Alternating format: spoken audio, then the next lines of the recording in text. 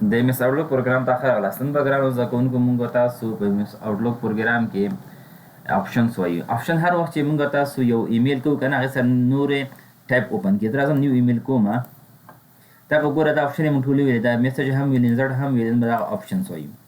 آپشن کې چې دا نن به وایي تیمز او دا شو فیلډ چې دا به وایو. تیمز څه شی کوي؟ تیمز چې دا مونږ تاسو په په ورډ پروګرام کې هم په ډیټیل سره ویلې چې موږ تاسو د خطه یو سټایل ورکوو، یو تیمز ورکوو، یو شکل ورکوو. چې دغه تیمز چې دلته تاسو څنګه دغه تیم ته چینج کړئ. دلته ګوره دغه د رنګ هغې هم ګوره چینج کېږي. هر تاسو تیمز ته وټاکئ ګوره دا هم ګوره چینج شو. ګوره دا رقم ته راځم ګوره دلته لیکل کوم. نو لیکل لپاره لیکل کوم وخت نیسي. راځم دلته انزرټ ته انزرټ کې دلته ما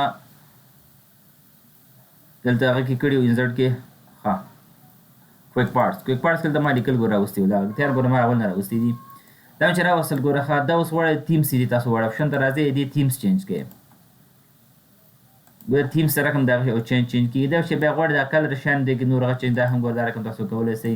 فاونټس چې دا دی کولی شئ دا شکل چې دا لیکل ګوره دا رقم نه ګوره چینج کېږي. ګوره چې کوم تاسو غواړئ هغه سټایل ځان ته وټاکئ. افیکټ چې دا خو دا شپ شان که چې تاسو پکې راوسئ په هغې باندې دا ښه تاثیر کوي، بیا هم افیکټ کولی شئ.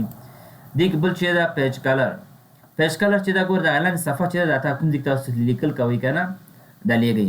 دغه چې دا دغې ته ګوره رنګ ورکوي. کوم رنګ تاسو غواړئ هغه رنګ دلته ورکولی شئ. ګوره ورته دا رنګ نو عکس ته چې دا رنګ په رنګه شکل کې به ځي. یا تاسو غواړئ دلته نور ګوره بیخي کلر نه کې ګوره مور کلرز نور رنګونه پکې هغه راوستل غواړئ په خپله خوښه باندې هغه جوړئ ورته رنګ سټنډرډ ده. ګوره هر شی دی رنګ دلته ورته چینج کوي. ګوره دا رقم تاسو یا غواړئ تاسو افیکټ راولئ. ګوره فیل افیکټ چې ده یو هغه د دوه رقمه کلر ولري. دې دا ټول دغه ټیکسچر دا ګوره ټول پکې دا ګوره اپلای کوئ. ټیکسچر اپلای کوئ په ټیکسچر کې دا رقم راولئ.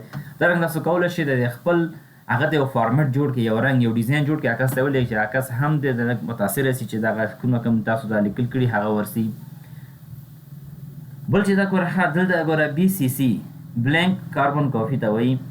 دا چې دا دلته ګوره موږ تاسو دلته اوس ما دوه ځکه فرام راغلی که چې تاسو یو دلته بیا بل فرام هم راځي. اوس چې دا ما دوه نو ډایرکټ راغلی فرام راغلی. فرام که چیرې د کوم اډي سره تاسو غواړئ هغه شی ایمیل کوئ هغې لپاره راځي. ورته هم دغه اډي صحیح ده.